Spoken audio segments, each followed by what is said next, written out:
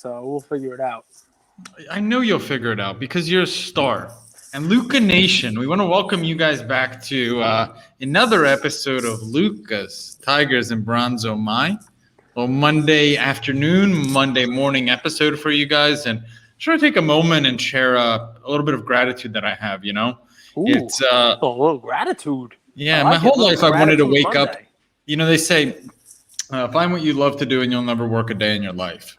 Yeah. Well, that's not true. Work is every single day. You got to pay the rent, you know, as they say. But when you love what you do, it pulls you through the difficult days, the days where there's uncertainty or you're not sure what's going on. And I got to tell you, you guys have built this podcast with us. And hopping on here, having an outlet, having people to speak to, connect with, make friends, build relationships.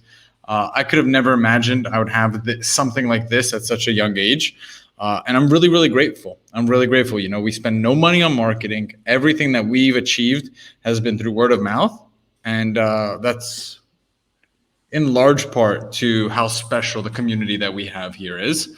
And I'd be remiss if I didn't take, 5, 10, 20 seconds to just from the bottom of my heart, thank you guys. Thank all the listeners from day one, the ones that have been with us, the ones that have dropped off and come back on, the ones that have dropped off and don't listen, and the people that have been with us from day one, and all the new listeners from Cage's quirky, funny Twitter giveaway. So welcome, welcome, welcome. As you guys know, we're a daily show.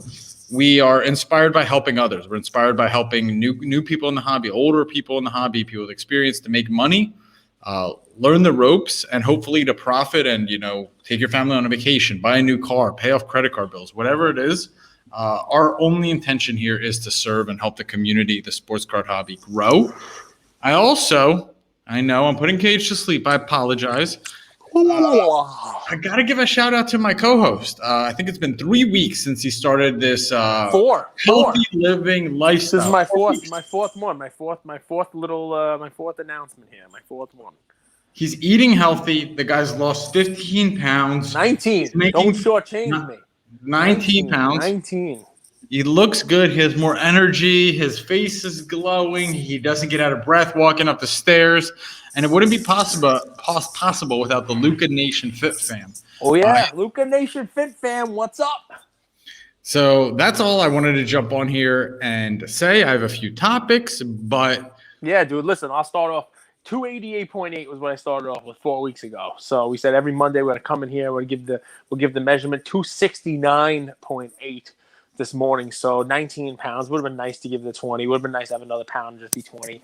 And, it's slowing down a little bit. This was like a 4-pound loss, a little less than 4. We were at like 273 and change last time. So, a tough week. You got things go on, order some fast food, have some Chinese food. But, you power through it. You keep it going. But yeah, man, the Luca Nation Fit Fam, that's a great support network. Anybody else wants to join it, get in shape for the summer, please let us know. We'll get you in there.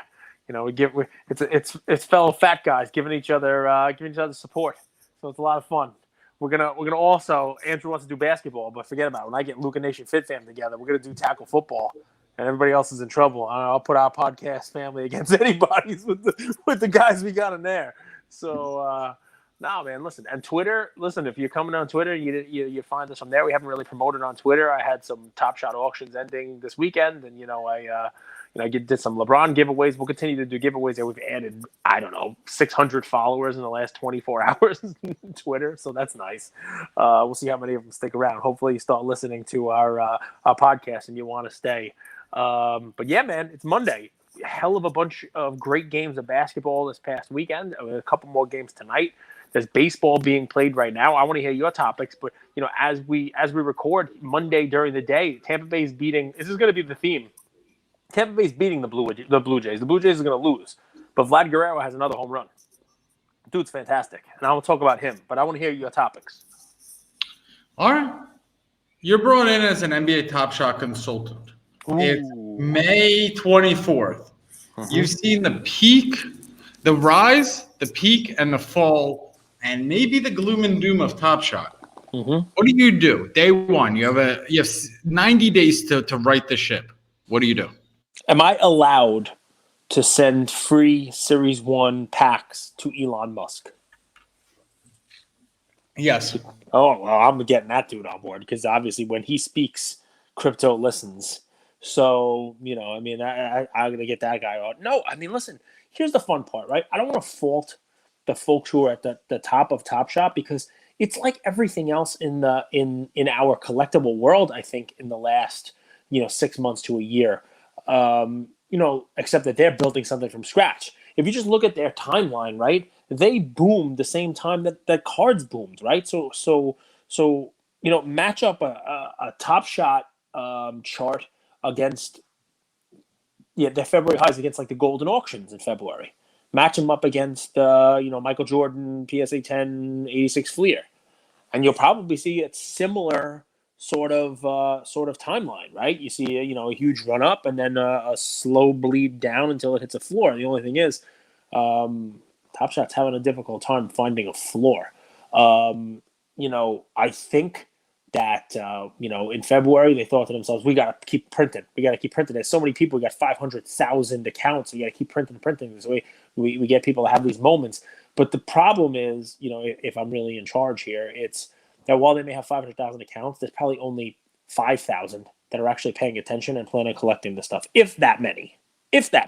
Okay. And when you have that and you start doing these moments at 35, 40,000, people just don't want them. There's not enough people collecting who want those. People were just in this for a quick flip, and it's just like the people who were going to Target and buying Prism retail, right? They weren't looking to open it; they were looking to flip it. And if Panini and Target combined did what Top Shot did, they would just continue to bring as much of that into the store as possible, to the point where it would be so saturated that you wouldn't be able to flip it on eBay. There wouldn't be enough profit in it for those flippers to go in and buy it. And the mad rush that you see these grown men running to the store like fools, trying to fill their shopping carts with Prism blasters, no one would want them anymore. And then the stores all of a sudden, because it's not an immediate thing, the stores are now backed up with Prism blasters. It's exactly the same thing at Top Shot, right? It's tough to find that right level. And they were, just printing out, thinking they were going to meet the level of demand, but they overshot the runway. They really thought there was this huge amount of demand because of the amount of growing number of accounts. But those accounts were just people who had 10 accounts trying to get in on expensive packs, get a shot on a pack. They had people who weren't collecting anyway and just trying to get packs. And then all of a sudden, now, literally, these moments have 40,000, right? You were talking about it,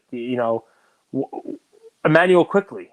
Right, dude's got 2 moments, and his second moment's out of 40,000. And what is it? $3, $4? No one even wants it, and that's a rookie, right, with his second moment. So, I mean, to me, that's too many, and maybe they got to retire everything and start again. I mean, that was what was good about the Series 1 stuff and the stuff that was coming out and what made it go up January, February. It's just that there was more actual demand than they had supply. Now there's significantly more supply than there was demand. So I went a little sideways, but I mean, yeah, I would do whatever I can to, to now fix the supply versus demand problem that they've created. They've oversaturated the market with moments. You're on mute. Second question. You're brought in as a hobby consultant. Okay. Mm-hmm. And you have relationships with PSA, Panini, and Golden Auctions, the 3 big players in the hobby. Others as well. You've been in this game for 80 years. You know the guys. Hobby consultant. People are worried. People want sustainability in the hobby. What do you do to right the ship over the last 3 months so that it's just a blimp on the radar, not a full-on bloodbath, as we call it? Nothing. By the way, but I know radars are sometimes used for air traffic control, right? Like to do like things in the sky, right? Like airplanes and stuff like that, right? You understand what I'm saying, right? Like radar, but the it's not a blimp on the radar. It's a blip, like blip. Oh, look, a little blip on a radar means it's here and it's gone. A blimp. It's a hot air balloon on top of a radar. Yeah, on a radar. I was like, blimp on a radar. Okay, good. So there's a lot of people that have the sayings wrong. I mean, my college roommate, he gets sayings wrong all the time. I used to tell you this.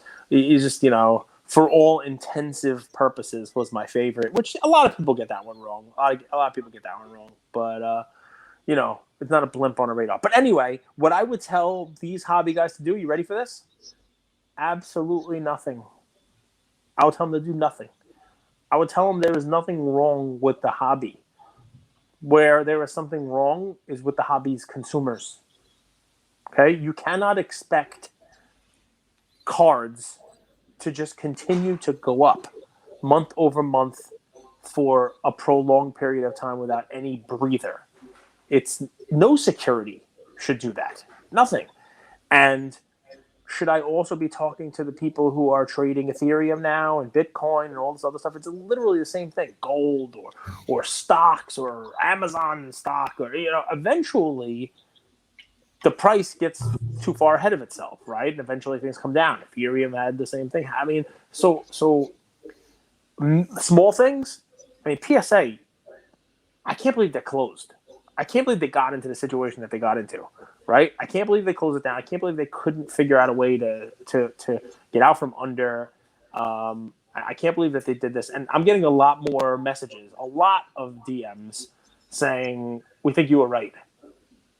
Clearly this hobby is tanking, and you called it when PSA first started raising prices and closing, that bottom layer of the house of cards, the people who are flipping, the people who are buying, raw and trying to grade, that they're all gone. And it had its melt up effect that we talked about, right? That house of cards so easy to fall. People are like, I go to my LCS and there's a ton of raw cards in the case that 6 months ago would have all been bought up and they would have been sent in for grading, but now they're just raw. So if people are opening packs and their raw cards aren't selling and they have nothing to do with their raw cards, they're not opening packs. And, and then you layer on that Target and Walmart are not selling cards anymore. I mean, it's like a whole thing. That said, markets, they work their own efficiencies and inefficiencies out, right? So why I say I would do nothing is if somebody has such weak hands, right, that they are going to run out of the hobby. So my cardboard relevant from yesterday about, I don't know why we go to extremes. It shouldn't be all or nothing. It shouldn't be, it's to the moon. I'm flipping, and I'm great. Or the other end of the spectrum is, all right, we've had a couple bad months. I'm selling my whole collection. Like my story posts, not my own personal ones, but when I read people's stories, there are more posts of, hey, I'm liquidating my collection. Hey, I'm looking to get out of sports cards. Hey, buy the whole collection. I'll give you a great price, than I've ever seen before. And I mean, it makes sense because there are more people in the hobby than ever before. Now they're facing some adversity. But you know what? Maybe what will get the hobby healthy again is when those people are exited. And that will be some temporary short-term pain. But when those people are exited, we will hit that floor. And what you're left with are less weak hands, less paper hands, as you like to call them, and the market can start to rise again. So I would tell those guys nothing. Let the market take care of itself. And guys, there's a few things. I mean, sell in May, go away is a common kind of idiom. I think is that the right word? Idiom. Idiom is a good one. You call me idiom all the time. You're like, I think this year maybe it's a little bit more magnified because the world's opening back up. People are traveling. People are taking vacations, and that happens normally. But I think probably this year people are way more pent up. So they're taking money out of their investments. They're putting their money safe where they don't have to monitor it, and they go and they enjoy a few months with their family. So I fully expect that by October, November, maybe even September, we start to see things perk back up. Sometimes that feels far away, but it's just a few short months away. And guys, being on the sidelines, being patient, learning, I would watch where smart money is putting their money. I think that's also a valuable little exercise, just kind of standing on the sidelines and observing, oh, look at all of these people who are speculators with small net worths. They're putting their money here, but these intelligent people are putting their money there. And I think with the transparency with social media, you're able to pick up on that. You want me to keep going? I have more. No, what's the next topic, man? I got plenty too, but I love your topics. There was a huge trade at the Dallas Card Show. It was a Herbert Contenders Auto, 1/1 BGS 9, was traded for a Trout Prospects Auto, BGS 9, the Bowman, the main one. Yep. And a Trout Topps Diamond rookie BGS 9.5. For the Herbert 101 for 2 Trout cards. Who do you think, and some cash, but let's just call it straight up, the Trout person put up cash. What do you think of that trade? Who do you think won? I don't care. Okay. Next topic. Stay with the topic. Stay with the topic because I say that for a reason. I find it funny when people feel they have to come out of the woodwork to defend the side of a trade when somebody is coming after them. Now, I don't know those cards, and there's a reason for it. One, I would never pay $100,000 for a Herbert 101 card. The dude's played like fucking 4 games. Sorry. But, I mean, it's absurd. It really is. But I also wouldn't be buying Mike Trout cards on the other side of the equation in BGS 9, just because I'm not a BGS 9 kind of guy. But I'm sorry to drop a little F-bomb there, but I'm actually a little agitated by this topic. I'm glad you brought it up. It wasn't one I was planning on talking today. But Ryan, card collector, our friend from Card Talk, he basically is like coming to the defense of I didn't know anything about this trade, but Mike the dealer. Who the hell is Mike the dealer? I have no idea. But Mike the dealer is the guy who took the Herbert cards. Never heard of him in my life. But if you look at Ryan's Twitter feed, it's basically 24 hours of defending Mike the dealer. And he knows what he's doing. Obviously, he knows what he's doing. I find it weird that has to happen. And let me call it maybe even dangerous, right? Because now it's like the UK with CCTVs. Don't commit a crime there because they're going to catch you because everything's on camera. Well, guess what? That's what the hobby is now. You cannot go to the bathroom. You cannot smell. Thank you, Sasha Tamadan. You cannot do anything at a card show because there's 47 cameras on you. That Jeff Wilson, he must have cloned himself 47 times because he was in everyone's pictures. Sports card investor. Okay. I don't know if I need to take a picture with you. I'll take a picture of myself. But he was everywhere. There's cameras everywhere. And you know what comes when there's cameras everywhere and everyone vlogging and no one actually just doing deals? There's scrutiny. And there's fear over that scrutiny, perhaps. Right? Maybe there's a little gun shy. Maybe there's a little, hey, maybe I don't want to make this trade at this table because this guy's got his camera out and that guy's got a microphone out and this dude's got his phone out. And the next thing you know, my trade over here where maybe I'm giving up a little more because I want this card, it's going to be on Instagram and I'm going to have to be justifying what I did with my cards to the whole world because I can't actually go ahead and do anything anymore without it being broadcast. Now, that's weird. That's a weird thing. Maybe I'm an old man, and maybe this is healthy. Maybe it's good to have all the trades and all the deals broadcast and everybody, hey, what end of this is good, what end of this is bad. Ryan, I'm sure Mike the dealer knows what he's doing. I don't know why you're defending it. I don't know why everybody's attacking him. I don't know why we feel like we need to defend. I mean, I didn't know that a burrow sold in the golden auction, similar one-on-one burrow for like $100,000. So basically what people were saying in defense was, look, if the burrow's worth this, then the Herbert at 100 is a steal. People are like, he already flipped it, or he's going to flip it, or he has a buyer. I'm not a huge fan of buy what you love, right? You know that. I don't want to buy what I love and then lose money because that's horrible too. I won't love it for long if I'm losing money. But I also don't want to be, like let's buy or trade because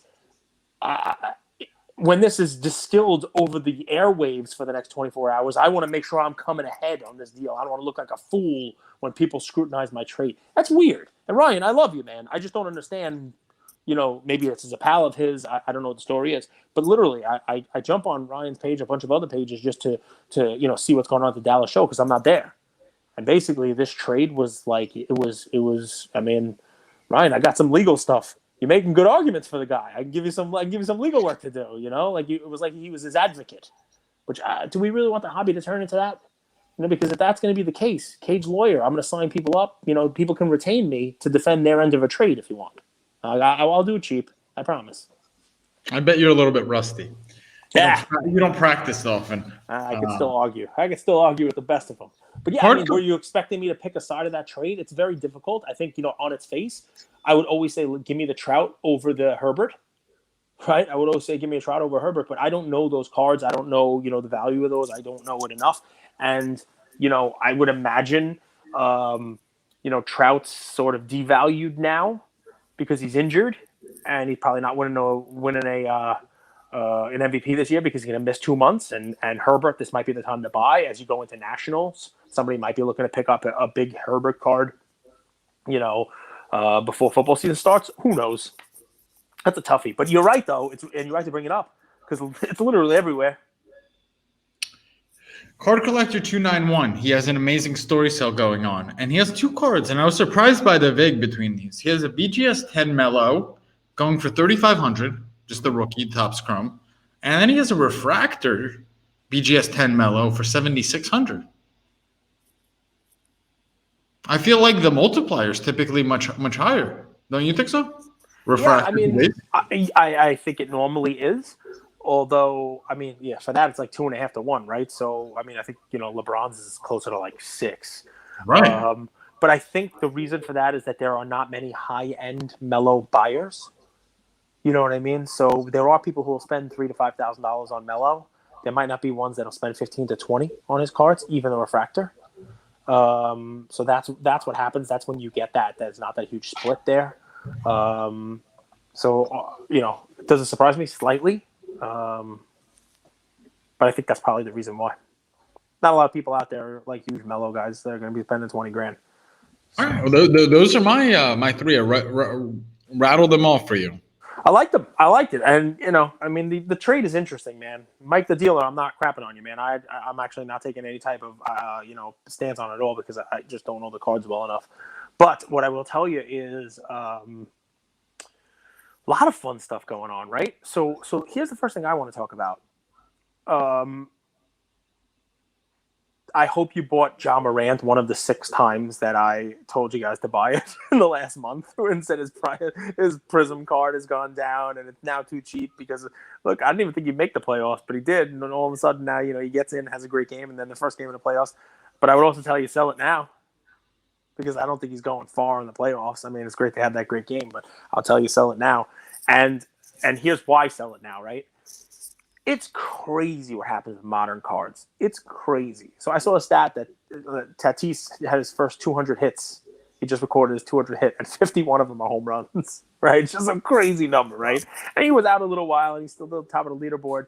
But, coming into the season, Tatis's, Topps rookie card was $250, $300, and you could buy Vlad Guerrero, which I also told everybody to buy that no-number Topps card, for $100 or so. I even said buy it, way before the season started. No one was looking at him. And now the Guerrero Topps rookie numbered is actually more expensive than the Tatis.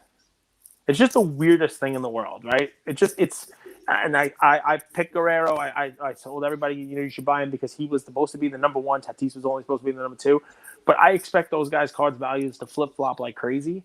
And I guess what I would say topic-wise is Tatis is slowly becoming a buy, and as Guerrero becomes a sell, and you can basically just make your money like buying Tatis when he hits here and selling the Guerreros at the same time, watching them flip flop and do the same thing again. When Guerrero comes down, maybe he has a cold spell for a couple weeks, and Tatis heats up at the exact same time. You do the exact opposite. You sell your Tatis and buy back into Guerrero. It's just amazing how it happens, and. The best example is, even though Ja's stuff has gone up a little bit, have you seen that Trae's prices are basically exactly the same? Like they haven't even moved. It's kind of crazy. So it's weird, right? Because somebody like Vlad, his prices have gone up and the whole deal, right? And Ja, they would just beat up so much. I think, is it maybe because Trae's prices ran so much already that, that they had to come down, and it's hard for them. I was looking at potentially putting a Trae Silver into a consignment and selling it soon. I wish I put it in last week, I guess. But, you figure I'll sell that and he'll get knocked out of the playoffs next round or this round, and then whoever bought it is probably going to return it anyway. So why should I do that? But, his prices just haven't moved. And what a game, right? How likable is Trae? Just like his persona. I think he would be a good heel, actually. I think, just like the WWE and combat sports need a bad guy, I think he actually is fitting that bad guy role pretty well. I think that it has a lot more to do with his, like, I know Trae has like his loyal Trae fan base, but other than that, he doesn't win over many fans, and I just think it's like a kind of like a charisma likability thing. Like I think Ja has been very likable. I think Luka has been very likable. I think Zion, and no doubt, no question, Trae is head and shoulders above Ja to me. I just think a little bit of his likability. He's a weird looking guy. His hair looks weird. I know it sounds funny, like talking about that kind of stuff, but it actually matters, like how liked you are and how much you're able to win over fans. It's not just performance. I think we'd be naive to think that card prices or any assets only rise on performance. There is an element of like a market adoption, a market like. So I'm curious if it's that. Because he played incredibly well. He hit the game winner. He's been playing well. He led this Atlanta team to the 5th seed. Who do you have coming out of that series? I think the Knicks win it because I think the Knicks have home court. I think if it goes to the end, I don't see Atlanta. Did you see that crowd? You see the New York crowd? I mean, you watched that game. It was like cool. That was. I have to say, I think the NBA is a better product when the Knicks are relevant. Yeah. I think it's better for the entire sport and the hobby when the Knicks are relevant. And Alec Burks coming out of nowhere. I mean, you see Tracy Morgan and Spike Lee going crazy. And look, they lost. But I looked at Wednesday they play again, and the Knicks are favored. So, it tells me that, it's close. It's not like a huge spread, but it tells me that, they're two evenly matched teams. I think the Knicks are gonna pull it out in the end in a long series. That's what I think. Did you see? So the Knicks' home record, ready? 25-11, and their away record 16-20. The Hawks, their home record's 25-11. Their away record is 16-20. In the last 10 games, they're both 7-3. Do you know what their point differential was at the end of the year? Take a guess what the Knicks' point differential was. The Knicks point differential 50. No. Anyway, plus 2.3. Plus 2.3 per game. Okay, so I was doing total points difference. So like if you measure it in baseball, like right now the run differential for the Yankees is like 50 and like the Red Sox is like 76. So I was point differential so 2.3 over 72, so it's like 150. Yeah. With their total point differential. Okay. The Hawks, do you want to take a guess? 2.3. Exactly. Okay. That's incredible. That's pretty incredible. You play a full season and you have the same home away splits and the same point differential. It just goes to show. And then you look at that game. The game comes down to a game-winning shot with 0.5 seconds, 0.9 seconds left on the clock. I mean, these two teams couldn't be more evenly matched. It's going to be a really fun series. It just reminds me of 90s basketball where the score is 99-97. It's like you watch the Sixers play the Wizards. Even both of those teams had a pretty poor offensive evening, just moving the ball, a lot of turnovers, and they still put up 120 points. So I'm excited. Do you want to get into plays? What are your topics, Cage? What's top of mind? What's important to the big guy? We did enough topics and we did enough of our fun stuff, and I'll let you do a play. I have a fun play. Me too. And so let's hear yours. Oh, let me do something real quick. Something. So just as we're doing this, Elon Musk tweeted something. Oh, perfect! I just talked about that. I sent him a message. I said, "Hey, can you promote Top Shot?" Did he talk about Top Shot? No. He tweeted, let me read this real quick so you guys, I don't want to, spoke with North American Bitcoin miners. They committed to publish current and planned renewable usage to ask miners WW to do so, potentially promising. So this is his tweet. And Bitcoin's up 20% over 24 hours. It's approaching 40,000 again. All the cryptos are up. But this goes line in line with what I've been talking about in terms of price manipulation. They sell, whoever they is, I'll leave it up to your imagination. I don't want to put anyone on blast here. They sell and they tank the price. And they rebuy at the bottoms. And they put out these basically innocuous tweets that mean nothing because he knew this beforehand. This was a nothing tweet to move the price higher, and then they're able to sell into strength. That's how I see it. Do I know if this is true or not? No, I'm not going to sit here and pretend I have all the fucking effing facts to it. But to me, as someone who's watched market behavior for years, it's so obvious. Cage, if you want to add your flavor of it, but to me, it seems like an obvious price manipulation. No, I mean, listen, I can't speak on it, but I don't even know. The fact that he's able to basically just speak and tweet, and then the whole market moves. It's we did it with his stock, and he got punished by the SEC, right? So that's the difference, I guess, right? Couldn't have put it better myself. Your fun play. Go ahead, brother. My fun play. So, guys, forget about this play itself, the specific, because only one person to get it. I was, and I'm gonna ruin it, and I don't know whose auction it is, so they better thank me for it. But you remember Jimmy Guns? I do remember Jimmy Guns. He posted on Twitter. I follow him. He does his charity auctions and stuff like that. He posted something on Twitter, and I was like, no way.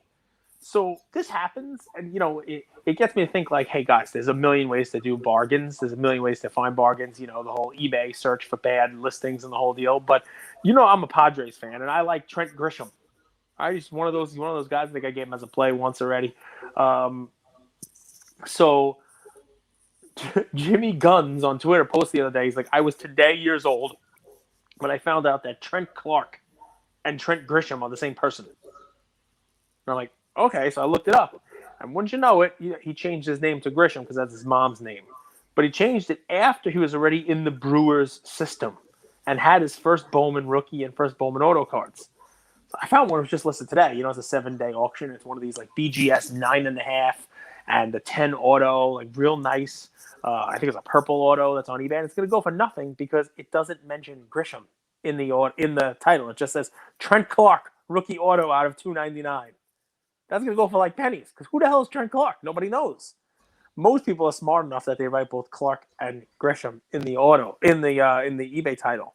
But it's the kind of interesting thing that you can look for in the world here, and you can definitely look for this guy's stuff. There's a million of his his 2015 Bowman rookies and autos and whatnot that are out there that don't say Trent Grisham on it. And if you believe in the guy, you can grab a $20 Bowman because it says Trent Clark. And maybe there are people out there, like the person who owns this auction has thousands of feedback, and their description was all cards are near mint unless otherwise described. So that's somebody who's just listing the card by its title, and that's why they didn't put Grisham in the title. It's going to probably cost them some money, although I'm doing them a favor, and now you're all going to go look for this card and bid on it. I'm not buying these cards myself. Obviously, this is no pump play. It just got me thinking that it's just one of those many things that I like to bring as not just a play, because there is a play here, but for you, if you're selling your cards, be careful with how you list. Be careful with when you list, right? Be careful with, how you list your cards and what you say in your title and what category you pick, especially now more than ever with some recent eBay changes. Be as detailed as you can. And if you're a buyer, look for these kind of things because, you're able to grab some bargains because of it. But yeah, I was also today years old when I found out that Trent Clark and Trent Grisham are the same people. Did you see this? Are you looking it up as I'm talking about it? I figured he's already buying some stuff now. But yeah, so it's interesting, right?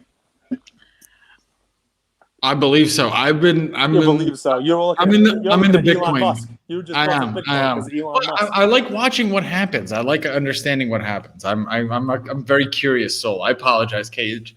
I admit I listened through that whole play. I apologize. Well, listen, you missed out. It's not really a full. It's more about the fun. Let me throw a couple other names out there just because nobody pays attention to baseball. It's tough to invest in pitchers, but Jacob deGrom has won 2 of the last 3 NL Cy Youngs, and yet in those seasons he's never been anywhere near as good as he is this year. So there's number 1. Number 2, if you're looking for a bargain guy who is still pretty darn young and is having a good season, and his cards have lower pop than a lot of these rookies have now, and he still obviously has some future upside. Bryce Harper, man. He just doesn't get the love that he deserves in the hobby. And he's having another really good year. And you can buy his rookie cards pretty cheap. So, just the play is I talk about Trent Clark / Trent Grisham and eBay listings and the important stuff there. But if you're a baseball guy, Harper's really having a great season again. Hitting home runs, playing good defense, getting on base. And DeGrom, man.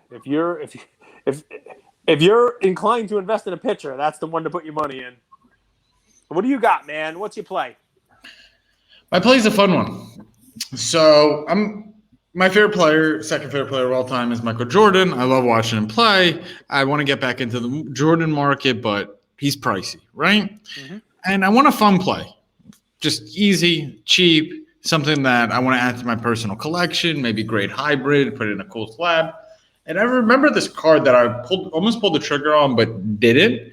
And I went back to look at it, and it's a cool card. It's him. I believe he's playing at Madison Square Garden. I believe it's Patrick Ewing in the card. It's the 1998-1999 Fleer Ultra card. Do you know that card? No. The vertical looking one? Do you want to see it? Sure. You got a picture of it. Hey, why not? So I'll share the screen. There are so many pictures of Jordan abusing Ewing, so it could be so many things. This card right here.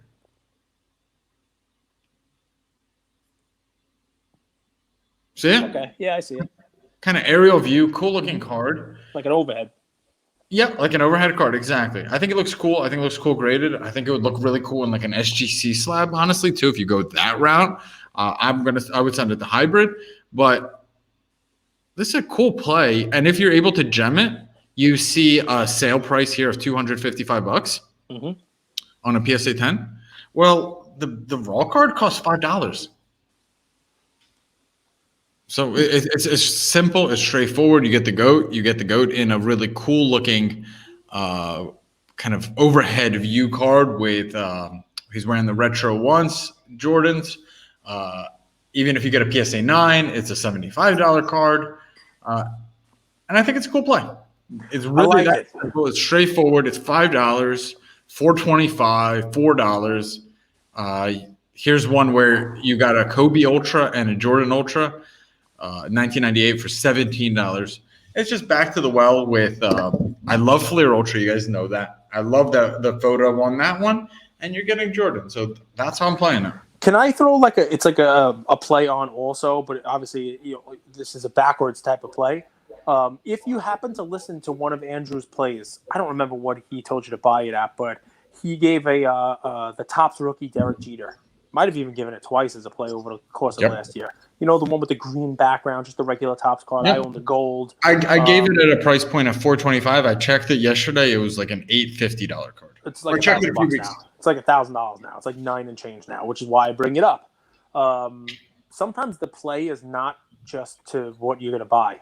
Sometimes the play can be your exit strategy, right? And if you listened to Andrew and you bought that card at $400 or $450 or even $500, you're now 2x your money. And the reason why the Jeter card has gone up, I believe, is because of the announcement that there's going to be a documentary on him. And this is a typical buy the rumor, sell the news type of thing.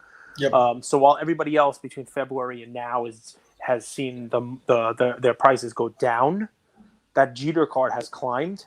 And if you paid attention to what happened with recent documentaries, once the documentary came around, the card goes down. So if you listen to him and you bought that Jeter card, I might sell it now.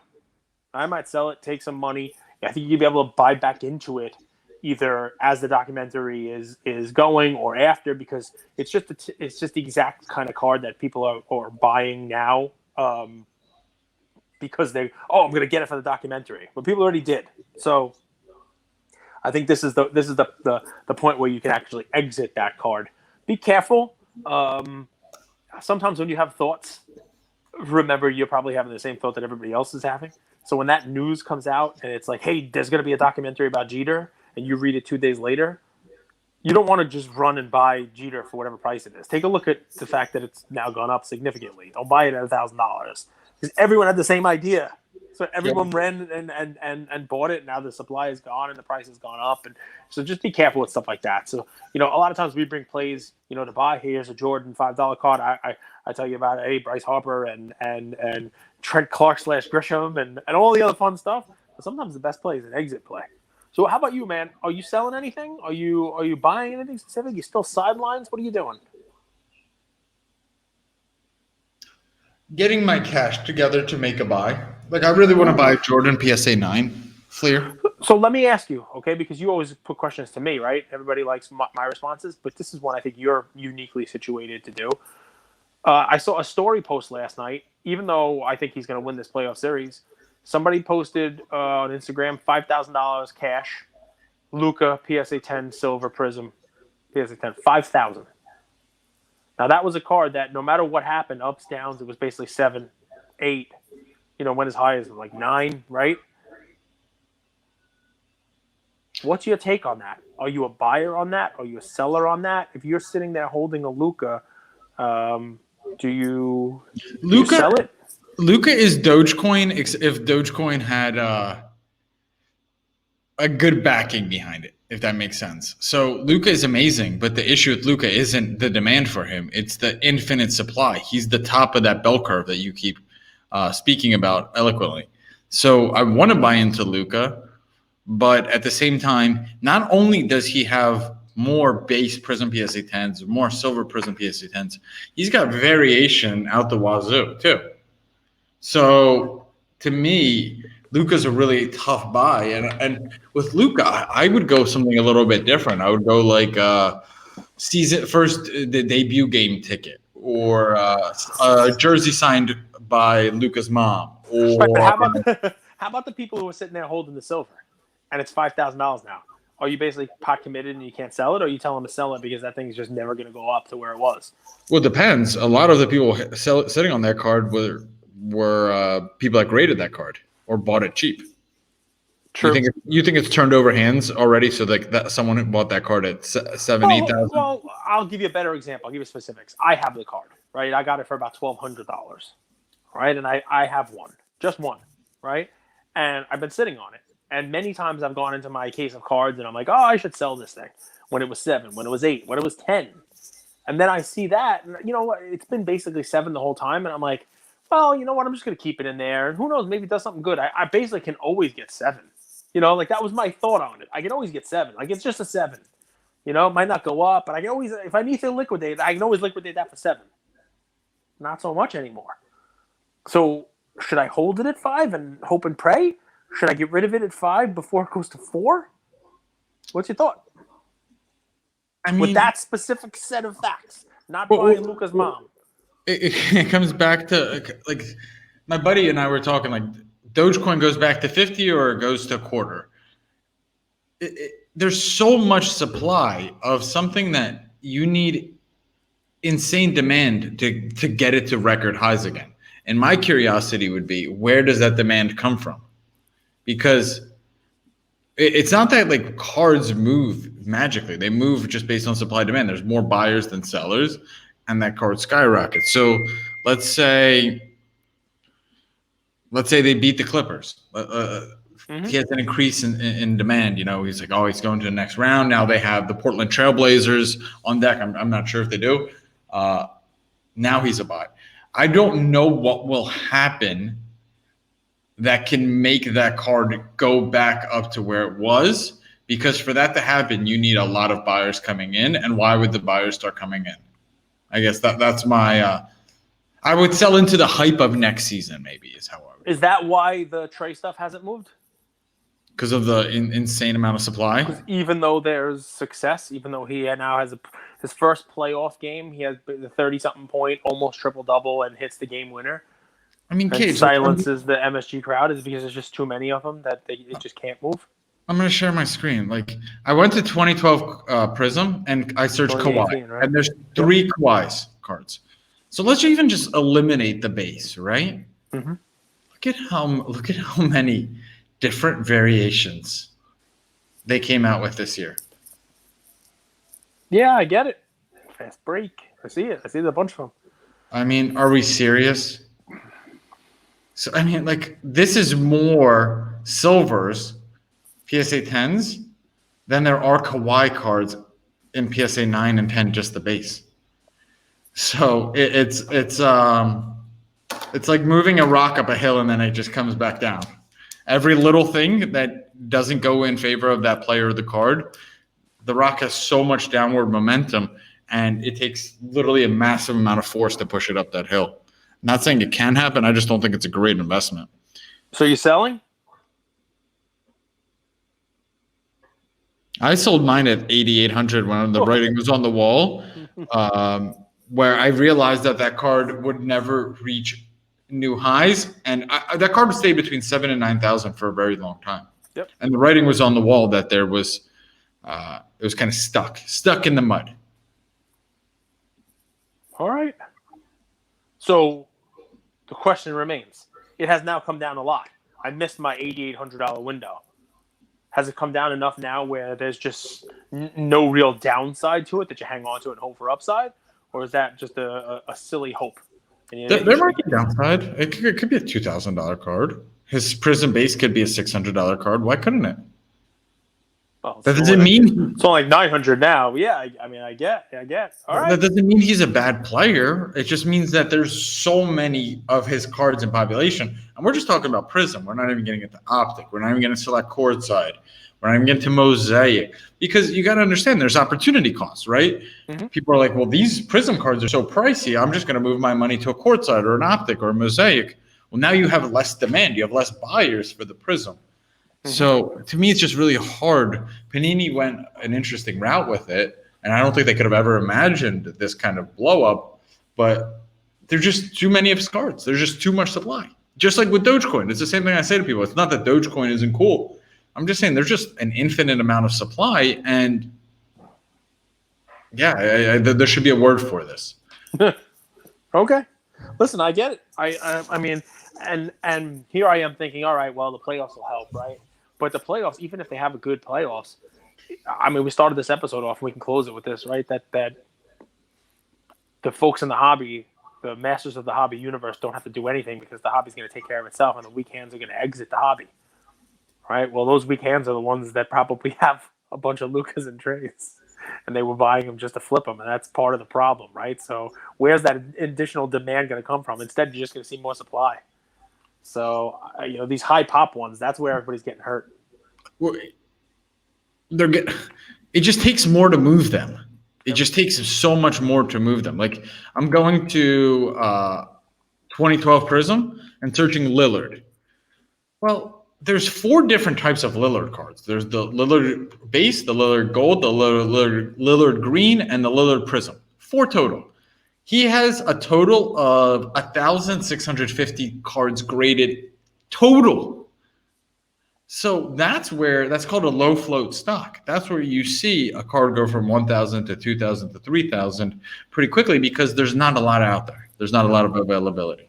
So I think we're all seeing that. I think it's a version of flight to quality, which we talked about in August and September.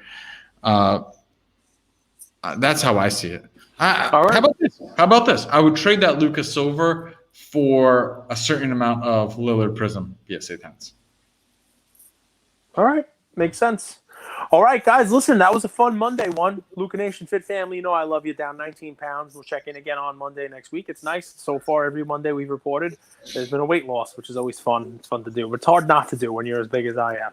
So let's keep that going. Let's keep the momentum going. Check out Twitter if you haven't already. I'm giving away another LeBron Top Shot moment tonight.